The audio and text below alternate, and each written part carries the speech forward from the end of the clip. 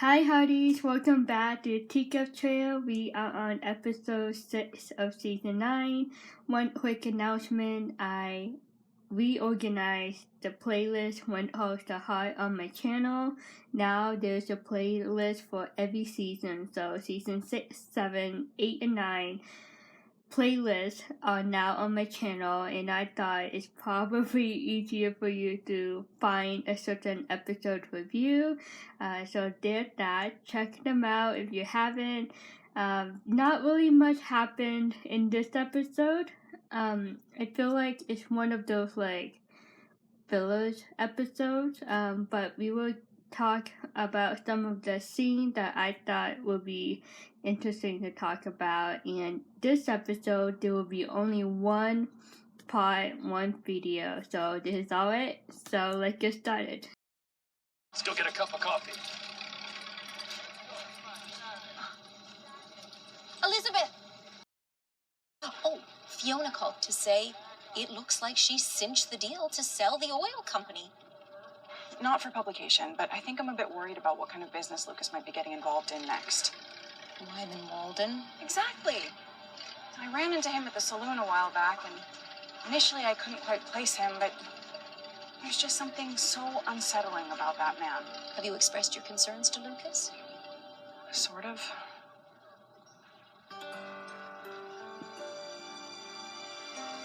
Elizabeth saw Lucas on a balcony, and there was just a cute, quick moment between the two. They didn't have to say anything. It's just by the looks at each other in a hand motion, they knew what they were telling each other. And then Rosemary and Elizabeth talk, and we get to see Elizabeth opened up more about her concern about her boyfriend Lucas getting involved with Wyman Walden. She can't really express her concern like this to Lucas. She's not ready yet. She doesn't know how to. But it's really nice at the audience we get to see how Elizabeth's feeling. And of course she is worried for her boyfriend. Who would want to get in business with Wyman Walden? His reputation is already negative in Hope Valley.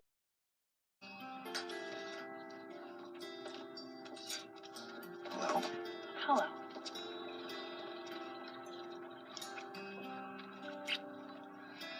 I was just on my way to my office. Busy day ahead?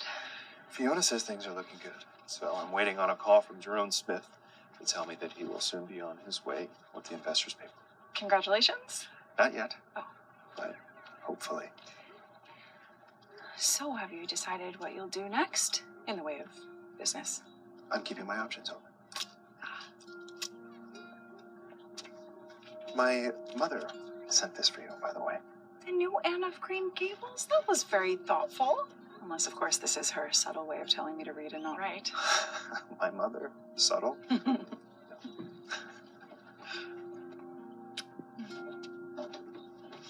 You can see Elizabeth trying to get some answer from Lucas on the oil company and what he's going to do after he is officially out of the business with the oil, and if he has any other job in the near future or anything that he will be doing to occupy himself instead of spending too much time with Elizabeth and little Jack. And I think she's trying to indirectly ask him just to get some information without making it obvious. I think she is a bit afraid, a little bit nervous of asking him straight up, and I think she should, and I think she deserved to know, and I think she deserved to know a little bit more. When we got back from Rock Creek, we talked about you and Robert. And I was being his friend, just like you suggested. But my inner beauty must have come out, because next thing I knew, he was squirting me with seltzer. Your inner beauty. Miss Sue and Dr. Carter said that real beauty comes from the inside. I agree with that. And while you are never responsible for Robert's or any other boy's behavior, it seems as though you were an active participant. So is there anything you could have done to help? I'm not throwing that scoop of ice cream. Elizabeth just like trying to be like neutral between Nathan and Allie, and Elizabeth just like learning as she goes on with this conversation. Like she didn't know that Faith and May had a ghost chat with Allie about inner beauty. But what a shot. I got him right in the puss. Grandpa taught me that word. Yes, I'm sure he did. However, he would not approve of what you did. So, Allie, I want you to go over to the soda fountain and help clean up. And then you can report back to me. Yes, sir.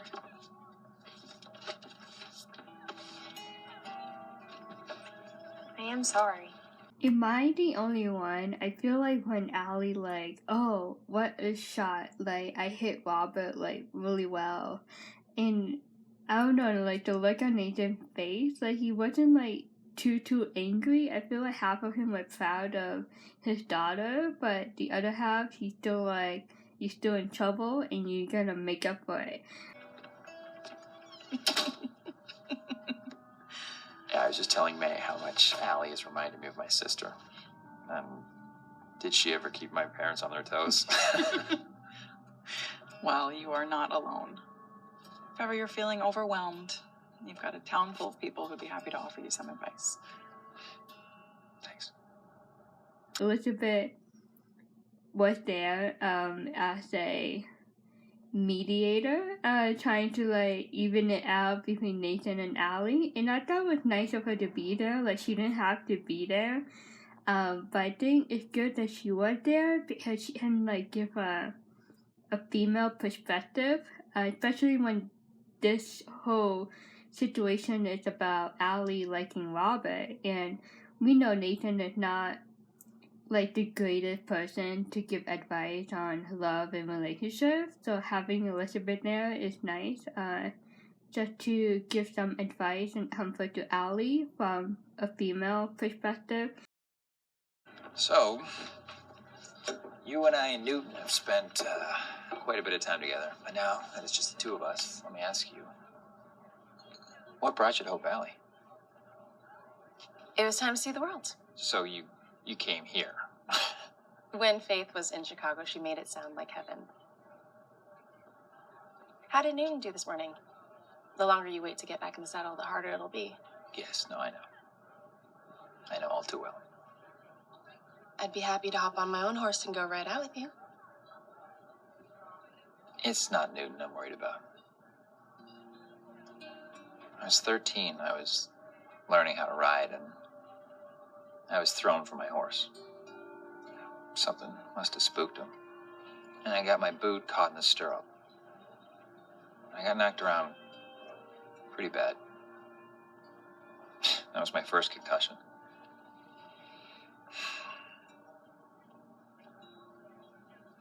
You must be hungry. I'll get us some menus. Nathan again opened up to May, and in the beginning he tried to get some answer from May, and now it got me thinking like, okay, like since the beginning of season 9 it's more about like Nathan and Nathan opening up to May, and Nathan telling May about his life and his family life and his job, and May asking him how do you become a Mountie, and you know when you decide to become a Mountie.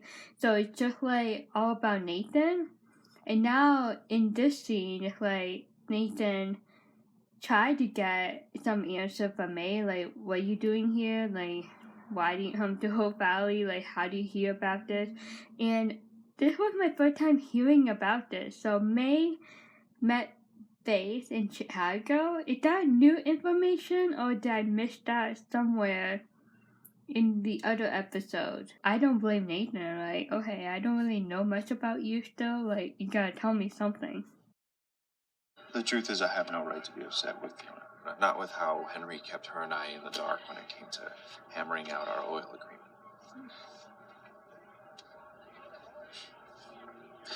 You know, in moments like these when life is upside down, I wish you knew how much it means to me just to be with you. Thank you. And while flattery would normally get you everywhere with me, I have to ask, are you selling the saloon? What?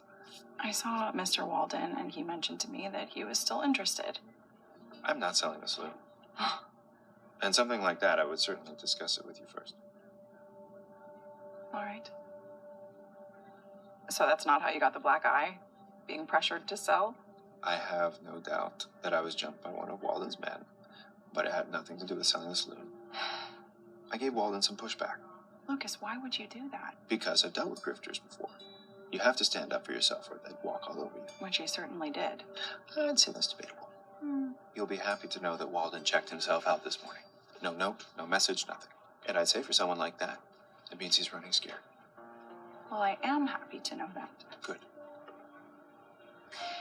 So with Walden out of the way, you were saying what it means to you to be with me?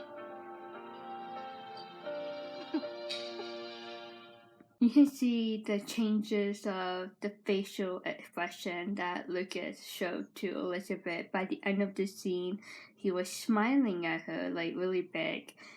But we got to see the serious side of Lucas and Elizabeth in the conversation in this scene, and Elizabeth finally interrogated him on some question, like, what are you doing with Walden? Like, are you selling the saloon? And Lucas like, no, I'm not. Like, I wouldn't do that, like, out of the blue. Like, I wouldn't even, like, do it without letting you know first.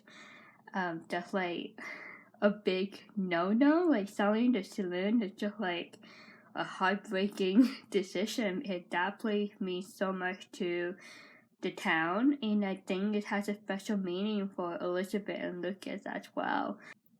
And Lucas straightforwardly answered her question, but part of me, I feel like he's still not giving her, like, the whole answer, because we don't know yet, like, what these two guys actually did talk about, you know? Like, we've seen them talking, but we don't know the words that were coming out of their mouth. And Walden just left unexpectedly, like, just left, like, stormed out of the town, and they thought that it's a good sign, but me, I'm afraid it's not a good sign. I feel like Walden gonna bring more guys with him the next time he comes into town, and he's gonna do something big. I do like how Lucas told Elizabeth, like, yeah, it has to be one of Walden guys that jump on me and give me the black eye. I like that part, but I just wish that we knew what was said between Lucas and Walden. Oh, hello. Hello. Do you remember? Back in the good old days when people just complained about the noise in the saloon. Where are you headed? I have to go meet an attorney in Buxton. Get a second opinion on some paperwork to do with the oil company. Ah, sounds exciting. If only. I can drop you at home if you like, but I'm going to take the long way. Avoid all of this. I don't know. More time to spend with you? Come on.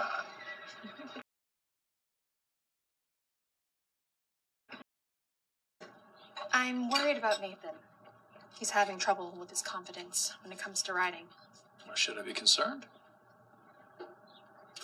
Yes. Well, it's very considerate of you. Have you discussed with Nathan what's going on with your husband? Bill, when we spoke, I told you. Jeffrey isn't my husband. I know what you said. Well, you're my attorney. Aren't you supposed to believe me? Yes, but I've often found that people who get upset over the truth might be living a lie.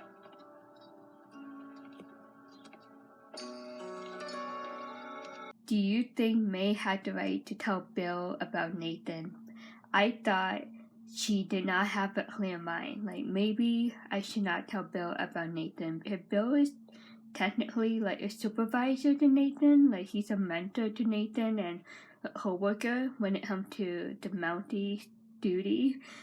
So May telling Bill that, like, that might not be a good idea, and we will get to see that later on in this episode. And I thought, okay, well, that's very open of May to tell Bill that. And then Bill put it back on her. And like, oh, do you tell Nathan about your situation, like your story, and why you came into Hope Valley? And May like shut him off, like, no, I did not.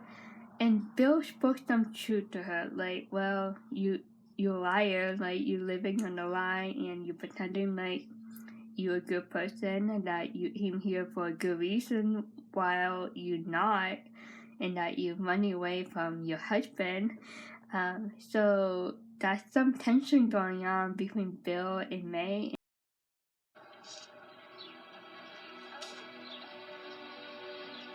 Excuse me.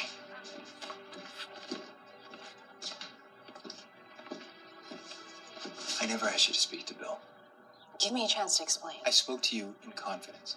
I'm concerned, Nathan. You don't have to be. I'm fine. All right. I misunderstood.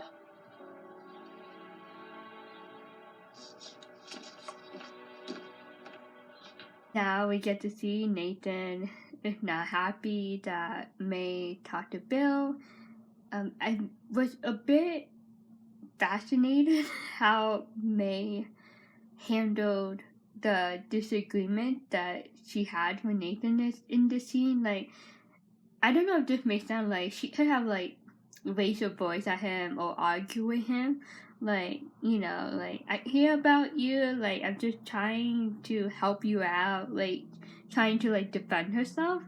But she just, like, quiet down and, like, okay, like, you don't want me to be concerned for you? Okay, fine, like, I will, like, let it go and step aside and confirm to you that I misunderstood. And Nathan's just like, okay, that's it. All right, I'm out of here. So I was thinking like, okay, it's just like a possible foreshadow of like the future. Like if they do end up together, like if Nathan ever get upset at her over something, like May would be one of those types, like a calming, debatable person, if that makes sense. Look who it is! It's Mountie, Nathan, and Newton. Hi, Mountie, Nathan. Hi, Newton. Hi, Jack. How is he? Oh, couldn't be better. Really. Good. I did want to ask you, though, is your offer still good? It's about time I learned how to drive. Just say when, and I will borrow Lucas's car.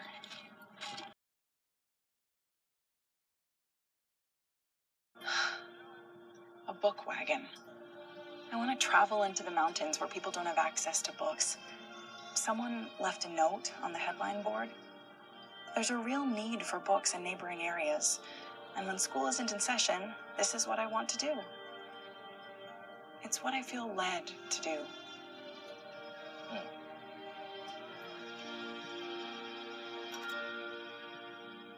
This is the last scene of the episode, and I want to leave it here, but I really wanted to bring this scene up because I thought it was awesome. Elizabeth, he finding new passion, new mission to accomplish in her life. Like, she doesn't stop at her teaching and writing careers. Like, she wants to do something good for society and for other people, and she's doing this. And I hope we get to see more of that and see that wagon built before the end of this season. That's the end of the episode. I hope you enjoyed this review. I was going to pull up the scene of Faith and Hickam moments from this episode, but I really didn't want to like talk much. If that makes sense. I didn't want to like drive away from Lucas, Nathan, and Elizabeth at the main interest of the Teacup Trail, but I really do want to talk quickly though about Faith and Hickam. My reaction when I watched it on Sunday night, I was like, where did this come from? Did I expect it? Like, no, like, what? I thought Faith would, find a new guy coming to her valley. But I thought it was adorable. They had that funny dinner. and Hickam complimented on Faith's hair, and I thought that was like a really sweet thing to do. That's my Teacup question of the day. What do you think of Hickam and Faith? Do you think that could possibly be an item? The last thing I want to talk about, Lee wrote that article about Hickam. It was very straightforward of him to do that. And I think Rosemary was like concerned about it, and I don't blame her because just like he's still new, the new mayor, and he's new at this, and you gotta give him some time to adjust and just start the engine running and dish out all the plans that he wants to do for this town. But I thought it was very out of the blue of Lee to do that. Like, he took advantage of being at the newspaper company and took advantage of the opportunity and the freedom to write and basically judge Hickam about Hickam being the new mayor and how bad he's doing as the mayor. So it's just like, I don't know, it's just a new side of Lee that I never saw, if that makes sense. Besides Lee, Bill had been mentoring Hickam. Bill has a different approach to Hickam. Like, Bill doesn't like Hickam being the mayor. Like, Lee doesn't like Hickam being the mayor as well. But Bill is like taking a different approach of like, okay, I still don't like you being the mayor, but I'm gonna help you. Like, I want you what you're going through right now, and I'm gonna help you to overcome that and be the best mayor that you could possibly be.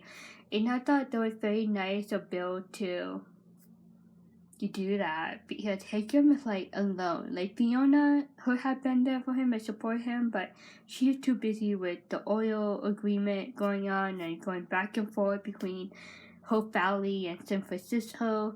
So Hickam is like basically alone when it comes to mayor stuff, and he's like, I'm doing it, like, stop complaining, people, like, I'm gonna be a great mayor. But deep down, like, he doesn't really have anyone that he can lean on, rely on to give him some insight and knowledge and advice on being a mayor. And here comes Bill, like, Bill taking a different approach, different from what Lee's doing. Like, Lee is like attacking Hickam, but Bill is like supporting Hickam, like trying to rise him up and be the best mayor that Hickam could possibly be for Hope Valley. Feel free to write down your comments and your thoughts about this episode down below. We are halfway and there are 6 more episodes to go. Yeah, time is flying by a little bit, but I'm really glad we have 12 episodes because it's a little bit longer than 10 episodes. But yeah, it's been really fun to talk about this one. And I hope you're having a great day, a great night, wherever you are. I'll see you next week with episode 7 review. Bye.